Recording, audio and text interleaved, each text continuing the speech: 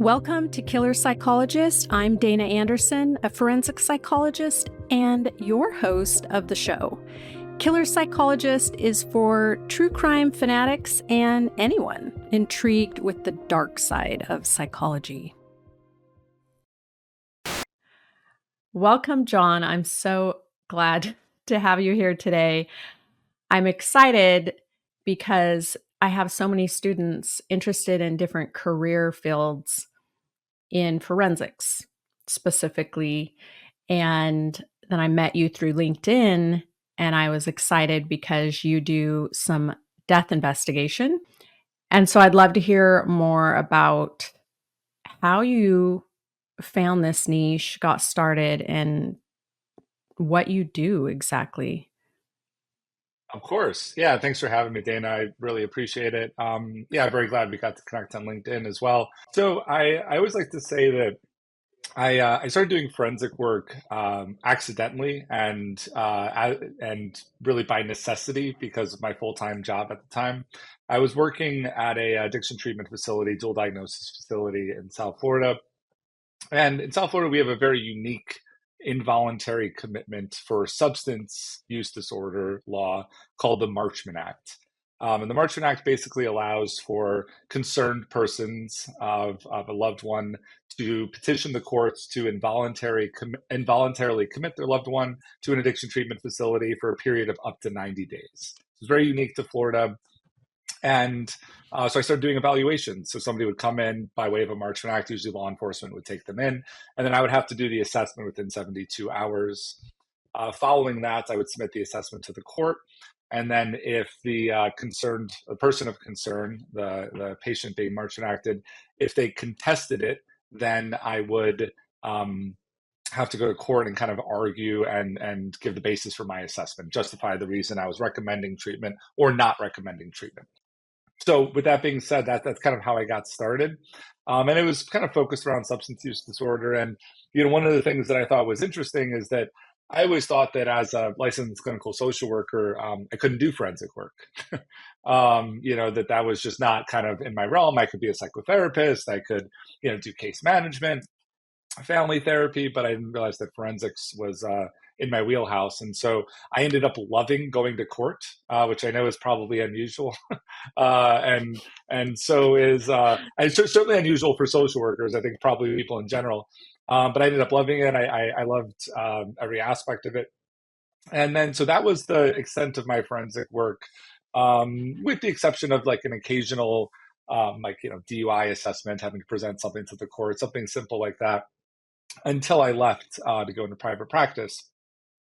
And so you mentioned the death investigation work. So I also accidentally started doing that. It was actually somebody made a Facebook post in like a South Florida psychotherapist group that was looking for an expert witness for a wrongful death case involving an addiction treatment center. And I hadn't done that type of work before, but I knew I liked the courts. And so I decided to comment, hey, I should be able to do that. And that's how I got started. That's so interesting. I love hearing Yeah. how people fell into their career fields or how it came about, Yeah. a post on Facebook, and then you and I connecting through social media as well. It is interesting what you say about testifying in court. I would say most people I meet are quite intimidated by the court process, and they dread going, and they want nothing to do with going into forensics if it requires going to court or testifying. Oh, yeah, absolutely. And I want to be clear, I don't love the experience necessarily, right? I mean, there's still, I'm certainly, it can be stressful, especially on the day of a deposition or trial, something like that. But I do enjoy it. Yeah, so I have a similar experience in working inpatient in a psychiatric facility where I did the 50 to 50 hearings. So after a Mhm. 5150 hold, and I'm in California, if someone needs more time to stabilize, I would go to court and Mhm. present the information to the hearing officer. If whether they met criteria for danger to self, danger to others, or gravely disabled. And we also did 50 to 70 hearings, which was just for an additional 30 days for grave disability. But I did 4 years of testifying in court, and Yeah. it's a different process because the patient's with you, and I'm really advocating for them. There's a lot of open Mhm. communication, and it's heartfelt. It wasn't meant to be an adversarial process. Like, I'm genuinely advocating for their best interests, for their safety. Oh yeah, yeah, absolutely. Yeah, pretty. I mean, all the that's an interesting component. All the work that I've done has been very much so an adversarial process. And I think that what's interesting about the wrongful death cases, and typically with addiction treatment mental health facilities, they're usually due to an overdose or a suicide, typically within the actual facility. So someone's dying while they're receiving care in a residential program. And the interesting part about it too is that I won't not often I'll actually never speak or meet with the family who's lost someone, right? I get virtually no contact with them. I'm just evaluating the care that was provided by the facility. And that evaluation takes place by reviewing medical records of any care that took place during and prior to, as well as reading through deposition transcripts. And then obviously, regulation statutes, best practices, local regulations for addiction treatment facilities. So I'll actually never, because they're civil cases, they're civil wrongful death cases. And I'm there as a testifying expert for standard of care essentially. I don't ever really meet with the family. The closest thing that I ever came to actually having any contact with the family, and I didn't realize this. This was a fun thing I got to find out once. I was having my deposition taken by opposing counsel, and the parents whose daughter had died were actually on the deposition, like Zoom. They were on the Zoom with me during the time, and I wasn't, yeah, and I wasn't told ahead of time. And they were just their cameras were off, their mic was turned off. They didn't say anything the entire time, but they were present during my entire deposition. Wow, that's interesting. I Yeah, don't know what to say about that. I've yeah, never experienced that. It yeah. I don't know. I talked to the attorney that retained me, or the law firm that retained me afterwards, and he apologized for not giving me a heads up. But evidently, they are they're able to attend. The plaintiff in that case, the plaintiffs, people that are filing the lawsuit, are able to attend the hearings and the depositions. Wow. So I've never been in your position to testify about standard of care for a facility. I am retained, and I do typically an evaluation on so for civil damages, usually if it's a survivor. It's so interesting, this niche that you found. I'm sure that there's so many other people that are licensed clinical social workers would be interested in getting training from you, or trying to figure out how to get involved in what you might. Do you have extra work for other people to share, or how many cases are you getting? Yeah, so that's been something I've been thinking about for a while. So what's interesting about this particular area is that I'll often so I'll get retained, and then there will more often than not be any resolution for the case for sometimes 2 to 3 years. So it's this, I do an initial review, I give my opinions to counsel, and then new records, depositions may kind of float in over the time. Opposing counsel may want to take my deposition, but in these types of civil cases, they're often pushed and extended out, and so I may have at any given time, maybe 10, 15 active cases, but there's not much going on with them necessarily. So I'll get cases will get resolved, but I would say I'm probably getting um, 1 to 2 referrals a month at this stage. And I'm still a practicing psychotherapist, so the bulk of what I do is psychotherapy, addiction counseling, consulting for families with loved ones with addiction and severe mental health Mm. issues. Um, so this is kind of more of just like a mixture of my practice. But I really I can only take on so much. So I have at times thought of training some other LCSWs to do this type of work because the comment that I frequently get, because attorneys will actually find me online often. Um, and the comments I get is that, yeah, I haven't really been able to find anyone that would do this type of work. And what's even more interesting is that a lot of times the attorneys aren't even familiar with these cases. So, like, for example, it'll be like a defense firm that's representing an insurance company in a wrongful death case. And they'll be honest with me and they'll say, listen, I've never had a case like this before. I don't really know much about addiction treatment facilities. In Florida, we have something called the Florida Association for Recovery Residences. So, we have recovery residences that often end up in these wrongful death suits as well. So it's a very like niche area, and I've thought about some different directions about how I wanted to expand it, but just not quite sure what I want to do yet. Now, these are addiction facilities. Have you also investigated psychiatric facilities? I have, yes, absolutely. So I've investigated psychiatric facilities and also crisis stabilization units. So in Florida, we have the Baker Act, and that's similar to a 5250 in California. And so we have these units where people come to get stabilized. And so I've actually worked some cases involving crisis stabilization units and suicides that took place on the units.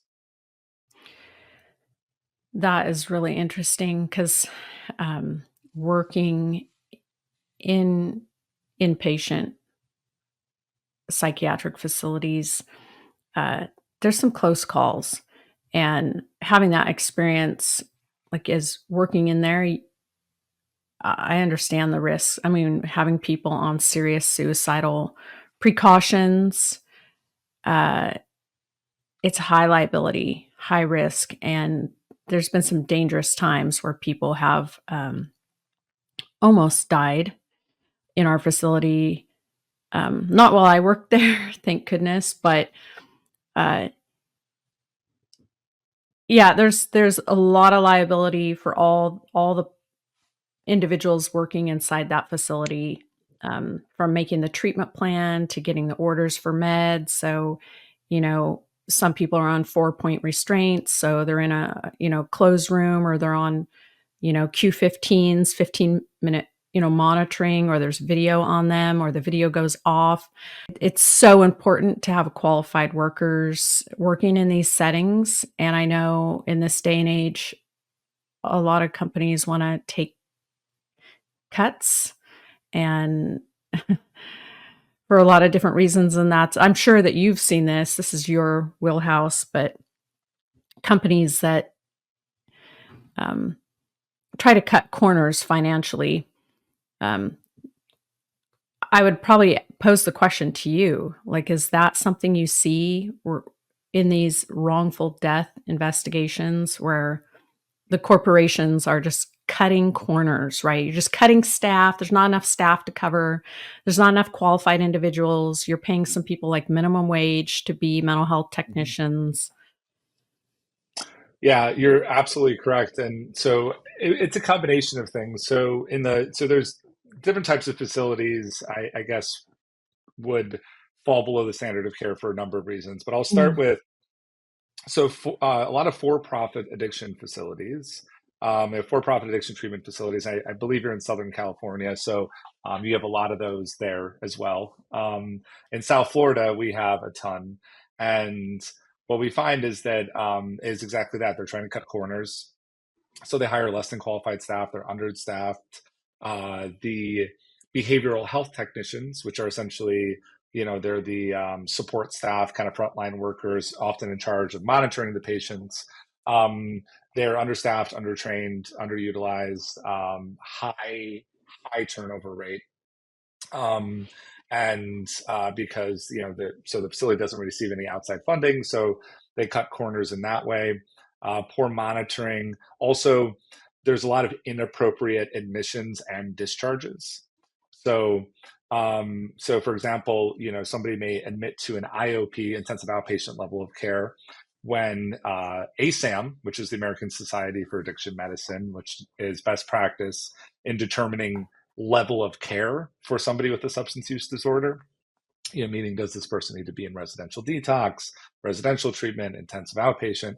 So often their admissions are not in line with ASAM criteria, or they discharge prematurely with no appropriate referrals or recommendations.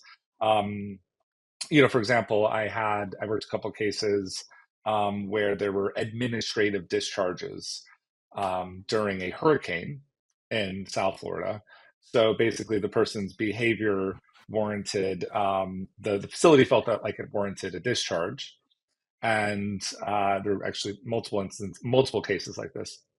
And so they were discharged during a mandatory evacuation in a hurricane, and then subsequently died from an overdose shortly after leaving the facility. Yeah, there's a lot of cases like that. So inappropriate admissions, discharges. In the nonprofit sector, what we often find is just people that are really underpaid and significant staffing shortages. So, in the crisis unit, it's interesting you mentioned the crisis units, and it is very high risk. It is very high liability. What I always tell people, as I teach as an adjunct at Florida Atlantic University in the School of Social Work, is that I always tell people to maintain liability insurance, because people often believe that they will be covered under the facilities policy, and the facility will take care of them, but they can be individually named in a lawsuit years after they've left. And I always tell people, make sure you maintain it.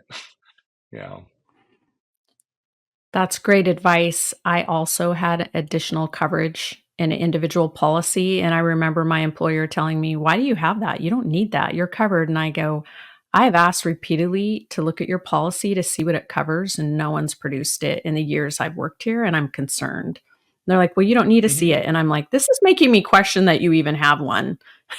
And I actually Right. still question Well, that they ever had one. yeah. And Oh, but yeah, it's absolutely. the I actually they never produced it to me. And Yeah. Yeah. It doesn't surprise me at I all.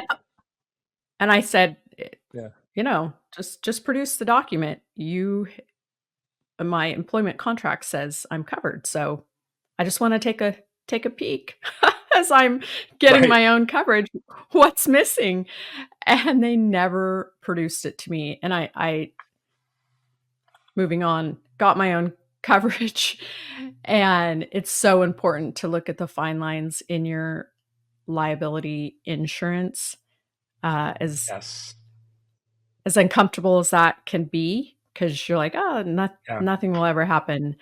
No, I work in a field where something is definitely going to happen, and I need to Mhm. be prepared for the worst case scenario. Absolutely.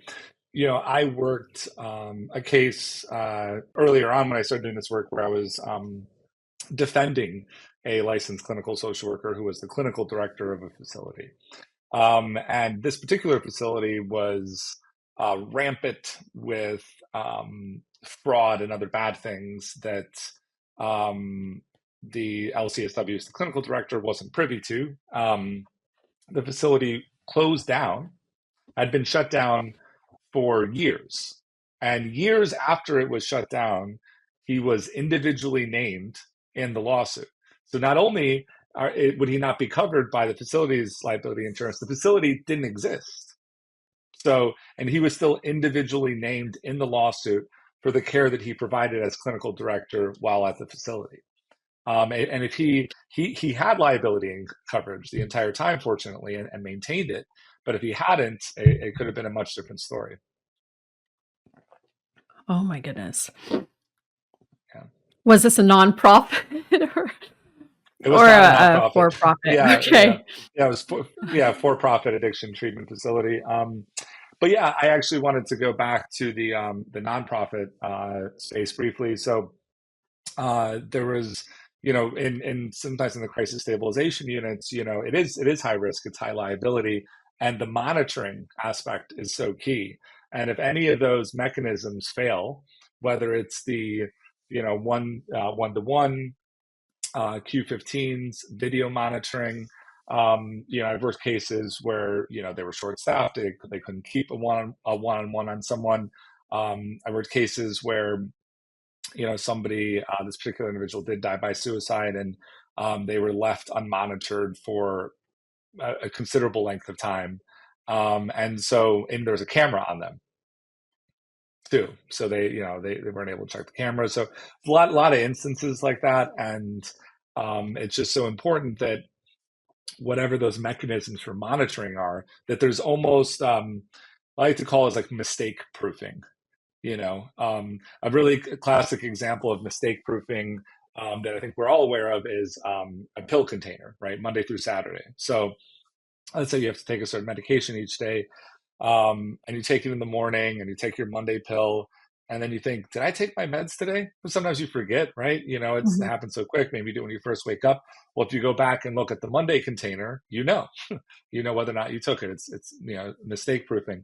And so what I always encourage facilities and programs is to have some mechanism for mistake proofing, so that the monitoring of a high risk patient is not solely based on one mechanism. Okay, so it's not solely based on the behavioral health technician that's supposed to be monitoring them. It's not solely based on the camera in the nurse's station. That there are other like mistake proofing mechanisms in place, both because it is best practice to ensure that a person is monitored appropriately, and if a lawsuit gets brought about, you can say, listen, I took this step, and this step. This is what was done. Unfortunately, the person still, sustained a suicide attempt or whatever it may be. But at least you can go back and say that you followed all reasonable precautions. Yeah, you're bringing up memories of when I worked in the psych hospital. I'm thinking of all these Oh yeah, scenarios. I'm like, how did we survive that? Uh, one yeah. of the things that really agitated me was mental health technicians who were assigned to watch a patient, and say they're on Q15s, they're supposed to be checking in the room every 15 minutes or doing something, and they would be on their cell phone. Sometimes these mental health technicians would attend my group where I have 14, patients, and there's some pretty high risk patients here. Like I need my support staff, and they would pull out their phone or be texting, and there's like a situation sort of escalating over here, and you know, I got no one else to support me. And it's just so what was frustrating is that they're all paid about minimum wage, and so a lot of them don't care, and they they don't have degrees, and so they're not invested, and it was putting me at risk. There were times Hmm. literally one mental health technician left me for a code gray where someone's being assaulted in another place and then leaves me with 14 high risk patients while there's an outbreak. And I'm like, okay, wow. Oh, so lots of times I can think about where I was left on my own to just figure it out or survive. And there were probably the highest risk times where there were homicidal patients, where you're talking about a lot of suicides, homicidal patients too. And I have physically been assaulted by a homicidal patient who wanted to end my life. And uh, and I'm calling for backup. Where's my backup? They were in the hall just chatting with somebody new. And I mean, you have to be alert all the time and never Hmm. be on the phone. Even me walking down the hallway, I am, uh, I always had this, I do all these safety precaution things, right, for myself too, because I don't want to get taken out assaulted. I would always make sure that my hands were available. Uh, and so I wasn't just, um, have my hands full or something walking down the hallway. You could risk getting assaulted. So I always made sure I had pockets to hold Hmm. my keys or my phone, the small things like that. Or I have an Apple Watch specifically if no one's around to save me and it's my last 911 call that I'm it's going down. Yeah, no, I'm with you. I mean, even so much as because I used to work in a crisis stabilization unit as well, and so even so much as where you position your chair in the room, where your computer is set up, just to be so that you can back out. Those like personal safety precautions are huge. Um, and I think often there's a lot of focus, or there should be a lot of focus on the patient safety, but not as much focus on the safety of the people that are working there, which often will cause people to leave. And one of the reasons, along with low pay, that there's such a high turnover rate. Um, but yeah, one of the things I wanted to mention, when cases are in like pre-suit, basically, which basically means they're not in litigation yet, they haven't filed the wrongful death case, and law firms will reach out and say like, "Hey, can you take a look at this case and tell me what you think?" And so the cases that I go back and say, "Listen, standard of care was met. This is not a good case for you, for the attorney, meaning this is not a case that I would move forward on." Invariably, the main reason for that is really good documentation and things that are filled out properly, assessments that are done properly, referrals given, communication with family or loved ones. One that comes to mind is uh, this was in I think some other state, it wasn't Florida, I forget which one, but it was an emergency room, and somebody that had been experiencing a mental health crisis in the emergency room. And this emergency room, they did everything perfect, right? It was like they didn't skip a beat when it came to mental health. They had clearly had some outside training and education. They had a therapist, a licensed clinician actually came in, assessed the person, fully documented harm risk assessments, safety plan like made and signed off by the patient, communication with family, referrals given for outpatient appointments made while they're in the emergency room, like way above and beyond any emergency room I've ever heard of. I mean, like dealing with somebody with mental health issues. And so there was, now tragically the individual did died by suicide a couple days after discharge, but it wasn't through any fault of the emergency room. And they really had done everything possible to keep that person safe. Documentation. Yeah, I documented pretty heavily and gave more than I needed to for referrals, or made sure they left with an appointment, like contacted their third party assistants, had transportation brought there, like all of the things. Um, or if, say, the original attempt involved a gun, I would locate where that gun was. Like it was law enforcement has it. There was a restraining order, like all of those things, just document, document, document. As if in my head, I would think the worst case scenario happened and they go back and look and I'm covered and I Mhm. documented everything.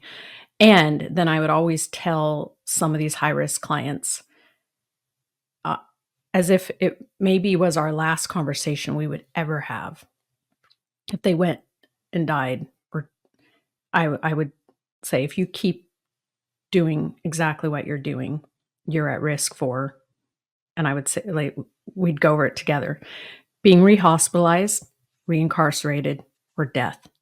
And I go, so we just have some very serious conversations because we know sometimes people do go home and they do die by suicide, but I want to make sure that I did everything in my power with their family and their safety planning and their outpatient treatment, everything that I could humanly do.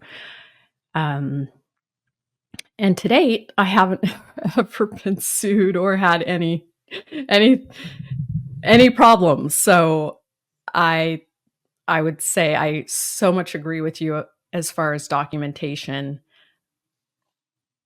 Cover your ass. Yeah, yeah, absolutely. Yeah. And I think that obviously like a lot of people are scared of lawsuits, which I totally understand. I mean, I'm like trust me, after I started doing this work, I mean, talk about being hyperfixated on something and a bit, a bit paranoid. Um, but I think the truth is that, unfortunately, anybody can file a lawsuit for any reason, right? And so, but it's whether or not that there is, sufficient documentation to defend yourself. And that's again, but if I go back to is that no one's perfect, and that's why liability insurance is just so important to protect yourself. I can't emphasize it enough. I was at this like local networking event recently and talking with some folks about what I do, and much to my surprise, there were multiple people that they're in solo private practice, and they were carrying no liability insurance, and they just said, "Oh, well, I worked at the agency for a while, and I just never thought I needed it." And then said, "Well, they really sue doctors and psychiatrists and psychologists, don't they?" And I said, "Well, they do, but they also sue social workers and they sue mental health counselors and anybody that's providing care to a patient." So, and I know you have a lot of students that are listening to this. I even took it a step further, where which is probably over the top, but it was like $50. So I did it anyway. But while I was in my MSW program and in my internship placements, I carried individual liability coverage as well, as a student, separate and apart from whatever the school was providing, because why not, right? It's $50 and it protects you. And I never want to rely solely on others for my own protection. I want to make sure that I'm protecting myself. Such great advice. I feel Yeah. like we should have a link for liability insurance, like sign up today. Like who Yeah. wants to Yeah. sponsor this? Who wants to sponsor this podcast? Yeah. Now that I'm uh, getting contracts with governmental agencies uh, and schools, so I'm reading contracts now and looking at the fine print because I'm liable for not just myself but others. Uh, and with the school, so I'm supervising practicum students. The school can offer coverage for them, but each school's different and each situation is different. So just know if you're covered or not. I signed a contract just this last week with an agency for CPS to do CPS evaluations. We negotiated on this contract for many months, and they wanted me to get SAM insurance. I don't know if you've heard of that. I never I had. haven't. What is Well, SAM I hadn't. insurance? I was like, Yeah. "What?" I had to Google it, right? I'm going, "What am I supposed to Yeah. know?" Because they're like, "You don't have this liability insurance." I'm like, I need more." So it stands for Yeah. sexual abuse and molestation insurance, and I go, "I'm already covered for that." And they were, Yeah. uh, it was something they were requesting of me to get an additional policy on, which I had to go navigate, find agencies that offered that, and then get a quote.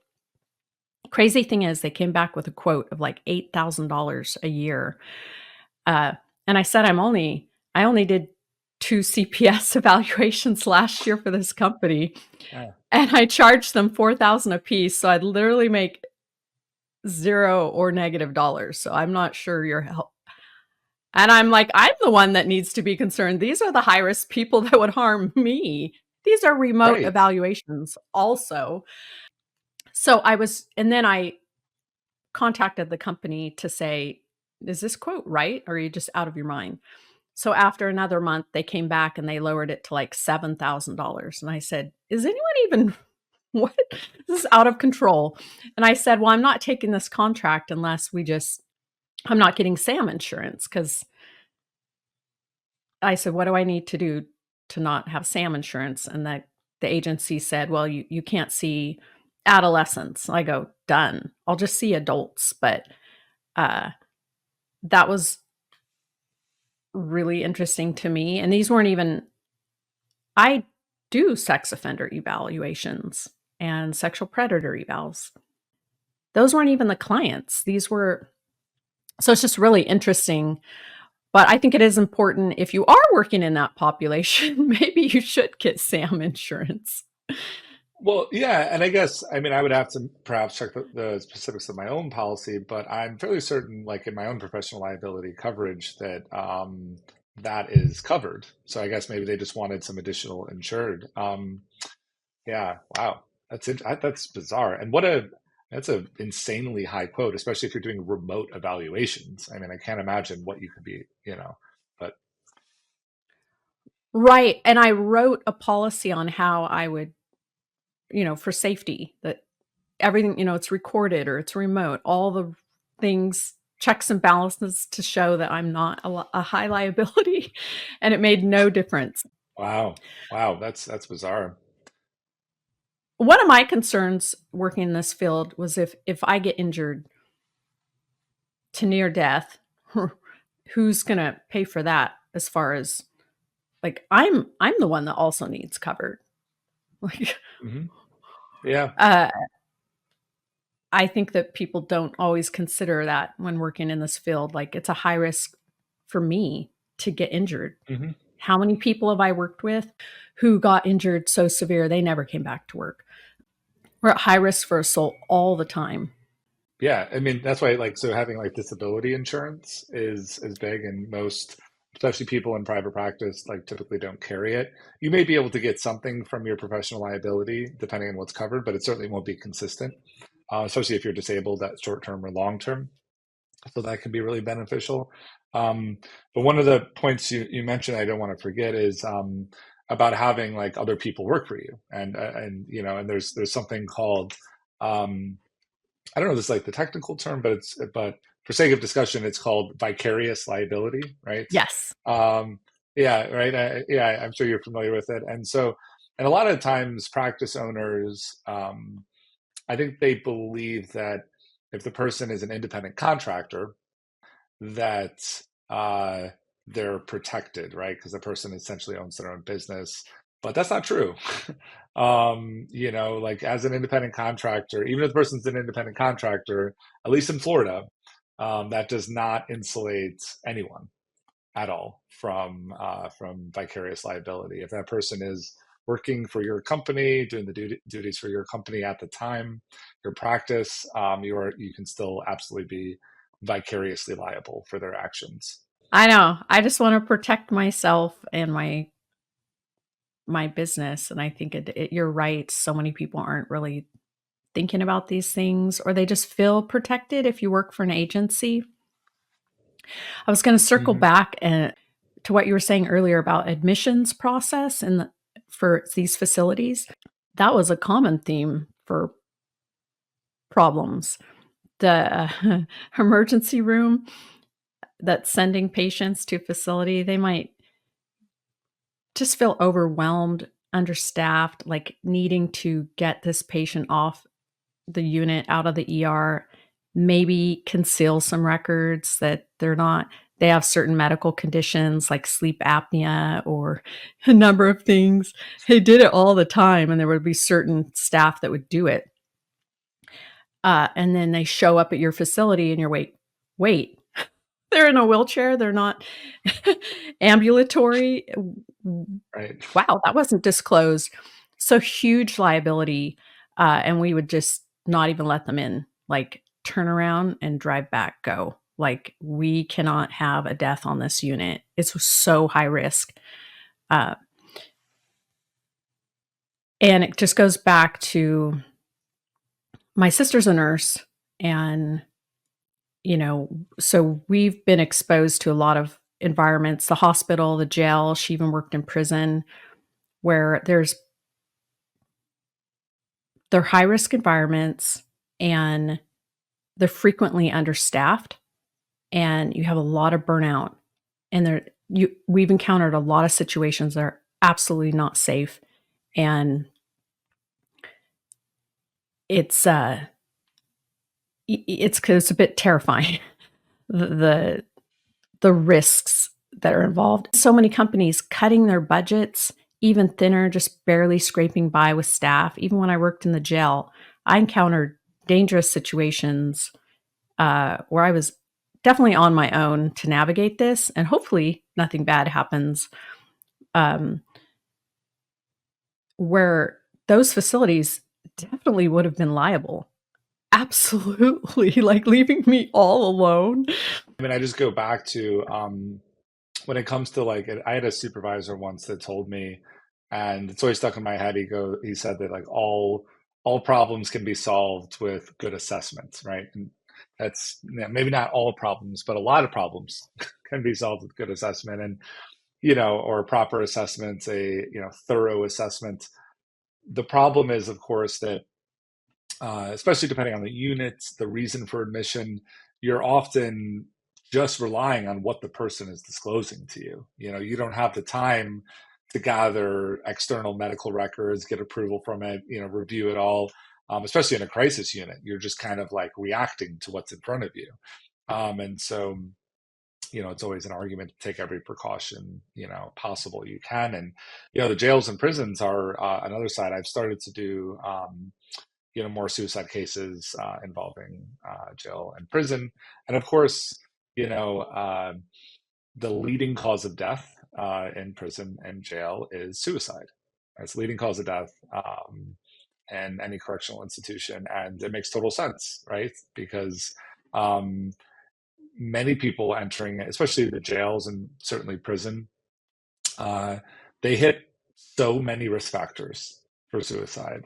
I mean, and they have, uh, depending on the correctional institution, very, very few mental health professionals that are coming in, and often it'll just be a contracted therapist um, that will come in strictly to do suicide risk assessments and to determine whether or not that person goes off of suicide watch.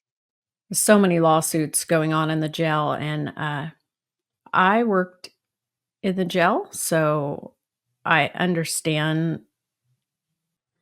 I have that inside view. And as a court appointed evaluator now, I'm from the outside going in, and I see people who they're on suicide watch, or they're in channels, they're homicidal, suicidal, or some of them so high risk. One case this last year where this young man attempted to kill himself twice, and I saw him, and he was at the highest level of lethality Mm. that I I contacted the public defender's office and said, we need an imminent transfer. Like, he wasn't safe enough to go to a psych facility because he had murdered someone. He had nothing left to lose. He definitely wanted to end his life. And we worked over the weekend to get him out of there, expedited to get to make that happen. And the judge honored it. We got him out. It's so important that who is ever evaluating these people, that you know that you have the power to, make suggestions for transfer or psychiatric stabilization. I'm not just a person that shows up and does this assessment for competency or for some other reason. It's so critical. And I know that I don't know that some of these facilities how understand like such high liability that these cases are, where we've prevented deaths from happening inside the jail or inside these psych facilities. But I would just say never underestimate the power that you have to change that course of events and do the right thing, even if it means working overtime, or just don't think that someone else is going to do it, because staff is so thin inside these correctional facilities. And I'm going to say it, sadly, some of them just aren't invested enough to do the right thing. They're just so emotionally exhausted or fatigued themselves. They just overlook these things. And so it's really important. I like to have fresh eyes. I like that I'm not inside these facilities anymore. I'm from the outside coming in, and so I have a fresh set of eyes, and I feel like I can see things clearer on the Oh risks, yeah. and I'm so grateful to not have that be burnt out. And what I'm talking about, there's so many people burnt out working in the facility, and it's scary. I encountered it. It made it not safe for me. Oh yeah. So I really enjoy doing private practice now, and I'm able to have more control. I don't have to I just felt like working for some of these agencies also put me at a liability because they weren't gonna protect me or do the Hmm. right thing even when I asked them to. I'm asking, "This patient needs to be removed from the cell," or "This we need emergency medical intervention," like, and if they're telling me no, I'm okay, wow, you're working for the wrong company. It happens all the times in nursing too. I'm sure there's plenty of nurses that can relate with this. Like if you're working for a company like that, get out. It's not even worth it. Go. There are other jobs. You can start a private practice. It's very empowering. You can consult. You can do what we do and never have to be involved in being on that side of the law. Some of the testimony that you hear in court for these mental health clinicians, nurses, providers, it all comes to light, the things that they didn't do, right? Oh yeah, it really does. And I think especially when it comes to correctional institutions or certainly other agencies or facilities as well, people tend to get burnt out. They just feel so undersupported, and they I would say at times get a bit jaded, and especially when there's a culture that doesn't really care about the inmates and view them as people that still deserve dignity and healthcare regardless of their particular crime. And so I do see that. I mean, it's just kind of like, well, who cares, right? Um, and but it, you might care, right, if there's a lawsuit brought against you as it relates to that, because their family probably still cares about them, regardless of what they've done. That's who's often filing these lawsuits. And but I think Dana, you made an excellent point, which is that if you're in an environment that really does not value patient safety, regardless of the environment, you don't have to stay. And it's also okay to whistleblow, right? I understand we all, um, look, we all need an income and the ability to support ourselves, and many people may be provisionally licensed that are working at these facilities, but it's just not worth it in the long run to stay, especially if, as you're voicing concerns over safety, if they're being ignored, and it may be time to seek employment at another agency, or as you mentioned, going into some type of private practice or consulting. And it's truly been the best decision I've ever made. And I actually, I never envisioned that I would have such a fulfilling career, as strange as that sounds, because it'd be like, well, why'd you go be an LCSW? Um, and I guess I wanted to help people. I wanted to be a therapist, but I didn't envision that this is the path my career would take. And I'm just so grateful that I like made the leap. Yeah, I'm grateful too. Yeah. Yeah, so fascinating. The world needs more people like you that are passionate about what they do and they're actually making a difference. And then I just, I'm so glad we connected. Yeah. Thank you. Same here. Yeah, I would like more people to know about the work you do because